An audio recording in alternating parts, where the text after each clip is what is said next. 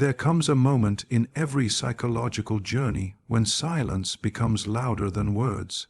when the absence of reaction becomes the most potent force in the room. In the theater of human interaction, silence is not merely the absence of speech. It is the presence of strength, of boundaries, of awakening. Silence is one of the most underestimated forces in the psychological realm, especially when dealing with individuals who operate through control, manipulation, and emotional dominance. In a world driven by constant noise, endless conversations, and emotional entanglements, silence can seem like an absence, a void, something passive or even weak. But in reality, silence is a conscious decision, an inner revolution, a refusal to participate in a game that no longer serves your well-being. When you go silent in the face of a narcissist, you are not disappearing or surrendering. You are drawing an invisible line that says, "I will no longer allow myself to be a pawn in your drama." This is the moment where your silence becomes more powerful than any confrontation or emotional outburst could ever be, because it is not born out of fear or suppression, but from a place of inner clarity, a decision to detach and reclaim your peace without seeking approval or explanation. The narcissist expects you to react, to plead, to argue, to beg, to engage in their psychological web, because as long as you're reacting, they're winning. They thrive on your energy, your confusion, your emotional investment, and the moment you go silent, the fuel is cut off, and for the first time they are left to face the emptiness they've been running from. Your silence speaks the truth that no words could fully express. It says you've awakened, you've seen through the illusion, and you are choosing not to play the role they've written for you. This silence is not passive but active. It is the sound of strength, of self-respect, of boundary, and it sends a message that you now value your peace over their chaos, that you've stepped outside the circle of their control, that you no longer need to explain your worth or argue for your reality. When you choose silence, you are making a psychological declaration that your energy is too sacred to be wasted on someone who twists your words, invalidates your experience, and uses every response you give as a tool to further manipulate you. This silence is not cold, it is healing. It is the space where your wounded self can finally breathe, where your mind can detach from the endless cycles of emotional roller coasters, where your nervous system begins to calm and your soul starts remembering who you were before the manipulation began. The narcissist who feeds on drama, on emotional highs and lows, on your reactions, becomes disoriented when you no longer provide that energy. They begin to feel powerless, confused, even threatened, because silence exposes their biggest fear, that without someone to control, they are nothing, that their power only existed through the responses of others, and that without an audience, their false self collapses. Your silence is not about revenge or cruelty. It's about preservation, about choosing a path that leads you back to your authenticity, your intuition, your quiet strength that doesn't need to be announced. It is the ultimate form of self-possession, a signal that you've graduated from the need to prove, to explain, to convince, and that you are now led by your own internal compass, guided by a deeper knowing that you are enough, that you do not need to justify your boundaries or your distance. And though the narcissist may rage, may panic, may try to bait you back into the old cycle with sweet words or sudden concern, you hold the line in silence, not because you're trying to hurt them, but because you've finally chosen to protect yourself from being hurt, because silence is not an ending, it's a new beginning, a sacred space where your real healing begins to unfold without interruption. Narcissists operate like emotional parasites, feeding not on love or genuine connection, but on attention, admiration, conflict, and emotional chaos that they skillfully extract from the people around them through calculated manipulation, psychological tricks, and an almost instinctive ability to push emotional buttons. They crave responses. Any response will do, whether it's anger, sadness, frustration, or even affection, because to them, it's not the quality of your reaction that matters, but the fact that you are reacting at all, because every word you speak, every defense you try to make, every explanation you offer gives them fuel to continue spinning the web of control that keeps you emotionally entangled and psychologically off balance.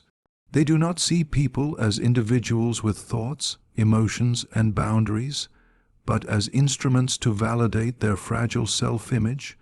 tools to control and manipulate so they can avoid confronting their deep inner emptiness and feelings of unworthiness. And that's why they provoke, distort, and fabricate situations to keep you responding, keep you explaining, keep you involved, because your emotional investment allows them to avoid their own emotional void. When you react, even with outrage or tears, they feel powerful. When you defend yourself, they feel superior. When you try to set boundaries with words, they view it as a challenge, not as a call for respect. And this is why the narcissist always escalates emotional situations into confusion and conflict. They want to keep you in a state of psychological disorientation, where you can no longer trust your own reality, and where you look to them for stability that they pretend to offer, but never truly provide. The entire game is built on the illusion of connection, a fabricated sense of importance and dominance that survives solely through the emotional responses they provoke in others, and the more you engage, the deeper you fall into the trap, thinking perhaps this time they'll understand, perhaps this time they'll change, when in reality, they are simply adjusting their methods to regain control and feed off your reactions again. But when you go silent, when you stop playing their game, when you no longer offer them emotional responses, positive or negative,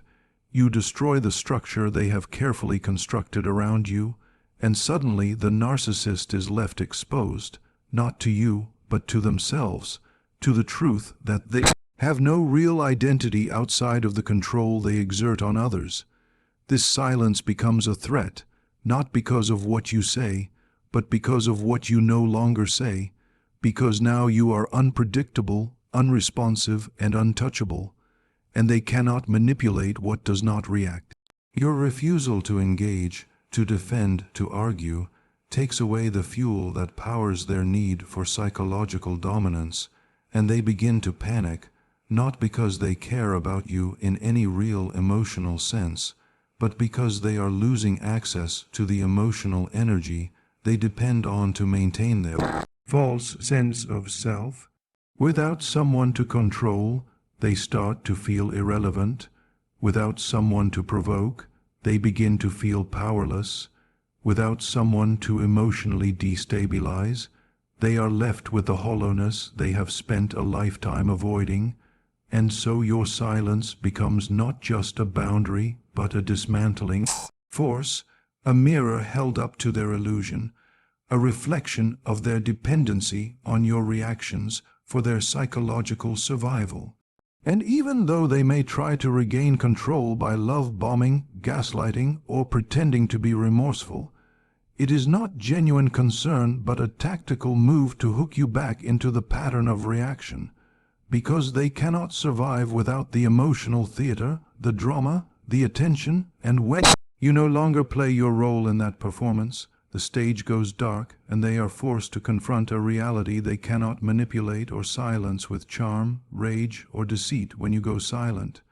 you force the narcissist into the one confrontation they have spent their entire existence avoiding. Confrontation with their own emptiness, their lack of identity, and their deep-rooted fear of being invisible without someone to reflect them back a sense of worth, because the narcissist is not someone who knows who they are at the core. They are someone who has built a fragile illusion of self through the eyes, reactions, and validations of others, and when you take that mirror away by going silent, you disrupt the false structure they've built around themselves and expose the hollow center they've long tried to hide from the world and from themselves. They do not function in isolation. They need a target, a witness, an emotional participant who affirms their constructed reality, who plays into their carefully scripted drama, and who unconsciously agrees to carry the emotional burden that they themselves refuse to hold. Every interaction with them becomes a performance, one where you are slowly stripped of your truth, your stability, and your peace, while they feed on your emotional disorientation and confusion. And when that dynamic is shattered by your silence, when you refuse to perform, when you stop reacting and responding, the narcissist is left on a stage with no audience, their voice echoing into a void that no longer returns energy, admiration, or resistance, and this silence becomes unbearable because it forces them to sit with the very thing they fear most, inner stillness, which reveals the emotional bankruptcy they've hidden behind charm, manipulation, and control. They panic not because they care for you in a deep emotional sense, but because without your attention, they lose access to their primary source of identity, and suddenly their sense of superiority, their illusion of control, and their constructed image begin to collapse, leaving them vulnerable to their own unprocessed wounds and insecurities, and rather than facing these truths, they scramble to re-engage you, to bait you, to provoke you, anything to make you react again so they can escape that confrontation. Your silence forces them to deal with the deafening absence of control, the sudden realization that they do not know how to exist without manipulating someone else's emotions, and in this vacuum of attention, they begin to unravel. They may lash out, beg, cry, project, accuse, desperate attempts to reestablish the dynamic that allowed them to avoid their own psychological fragmentation. The silence acts as a mirror that reflects back to them the truth they cannot face, that their sense of self was never real but only a reflection of how others responded to them, and now with no one left to play the role, they are forced to see that they are not the powerful, superior being they pretended to be, but rather a frightened, fractured person who has never developed a stable, authentic identity. This confrontation is unbearable to them, so they seek to avoid it at all costs, and yet the silence holds it steady, unwavering, unyielding,